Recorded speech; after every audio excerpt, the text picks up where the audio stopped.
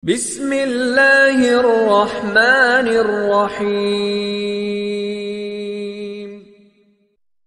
Bismillah, assalamualaikum warahmatullahi wabarakatuh.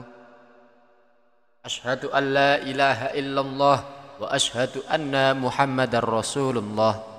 Allahumma salli ala sayyidina Muhammad wa ala ali sayyidina Muhammad. Binatang memiliki peran penting dalam menjaga keseimbangan ekosistem. Sebagai khalifah di bumi, kita diajarkan untuk menjaga lingkungan, termasuk menjaga habitat dan kesejahteraan binatang.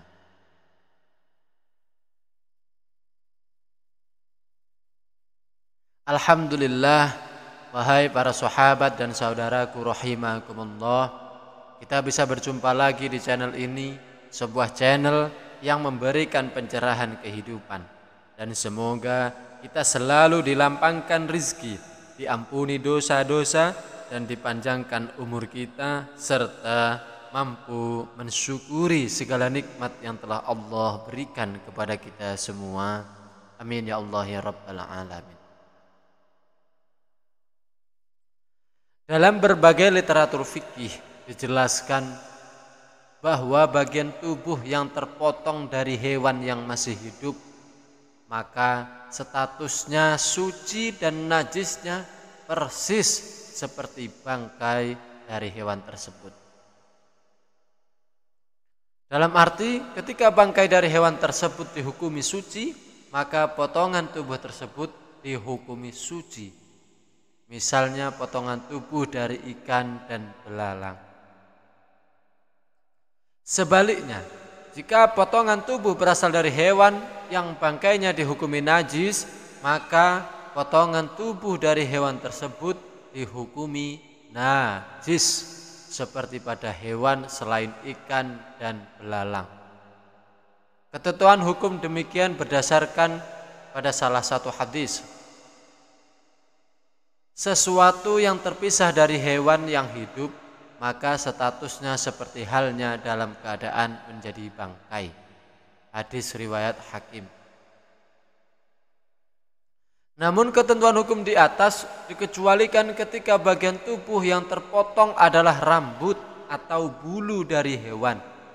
Status rambut atau bulu yang terputus dari bagian hewan tidak langsung dihukumi sama seperti bangkai dari hewan tersebut. Tetapi terdapat perincian. Jika bulu yang rontok berasal dari hewan yang halal untuk dimakan, maka dihukumi suci, seperti bulu yang rontok dari ayam, kambing, sapi, dan hewan-hewan lain yang dagingnya halal dikonsumsi. Sedangkan jika bulu yang rontok berasal dari hewan-hewan yang tidak halal dimakan dagingnya, maka bulu tersebut dihukumi najis, seperti bulu yang rontok pada hewan tikus, anjing, keledai, atau hewan-hewan lain yang dagingnya haram untuk dimakan. Lalu bagaimana dengan bulu kucing yang rontok? Bukankah kucing merupakan salah satu hewan yang haram untuk dimakan? Dalam hal ini para ulama tetap mengkategorikan bulu yang rontok dari kucing sebagai benda yang najis.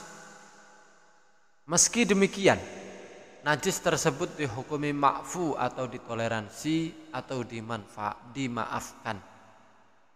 Ketika di dalam jumlah sedikit, ditoleransi pula dalam jumlah banyak, khusus bagi orang-orang yang sering berinteraksi dengan kucing dan sulit menghindari rontokan bulu kucing.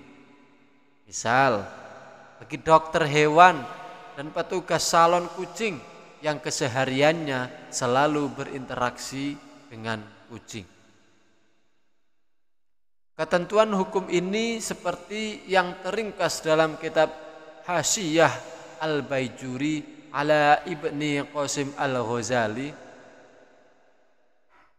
Sesuatu yang terputus dari hewan yang hidup maka dihukumi sebagai bangkai, kecuali rambut yang terputus dari hewan yang halal dimakan. Dalam sebagian kitab lainnya tertulis kecuali rambut yang diolah menjadi permadani, pakaian dan lainnya. Rambut yang terputus dari hewan yang halal dimakan ini seperti bulu pada kambing, kesucian rambut ini selama tidak berada pada potongan daging yang sengaja dipotong atau berada pada anggota tubuh yang terpotong dari hewan yang halal dimakan.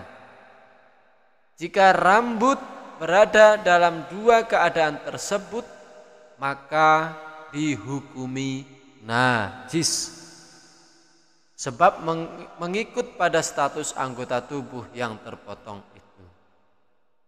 Sedangkan hal yang menjadi tolak ukur dalam membatasi sedikit banyaknya jumlah bulu yang rontok dari kucing adalah urf atau penilaian masyarakat secara umum. Jika orang-orang menyebut bulu kucing yang telah rontok dianggap masih sedikit, seperti 2 atau 3 bulu, maka dihukumi najis tersebut najis yang makfu. Sedangkan ketika mereka menganggap bulu yang rontok banyak, maka najis itu dihukumi tidak dimakfu, kecuali bagi orang-orang yang sering dibuat kesulitan dengan banyaknya bulu rontok yang bertebaran di sekitarnya. Dengan demikian dapat disimpulkan bahwa rontokan bulu kucing merupakan najis yang ditoleransi atau najis makfu selama masih dalam jumlah yang sedikit, dan najis yang tidak ditoleransi ketika dalam jumlah banyak, kecuali bagi orang yang sering dibuat kesulitan dengan banyaknya bulu rontok yang bertebaran di sekitarnya. Wahai para sahabat dan saudaraku rahimakumullah, dari penjelasan-penjelasan di atas, hendaknya jika kita memelihara kucing itu oleh agama kita memang diperbolehkan. Namun sebaiknya kita tidak teledor dalam menjaga kesucian pakaian dan tubuh kita karena banyaknya bulu kucing yang rontok dan mengenai pakaian dan tubuh kita. Hal ini dimaksudkan agar segala ibadah yang kita lakukan benar-benar terhindar dari perkara-perkara yang najis yang disebabkan oleh keteledoran kita sendiri. Wallahu a'lam bishawab. Mudah-mudahan memberikan kemanfaatan. Saya mohon maaf atas banyak khilaf dan kesalahan dalam tutur kata. Akhiru qali wallahul muwafiq ila aqwamit thariq. Tsumma assalamu alaikum warahmatullahi wabarakatuh.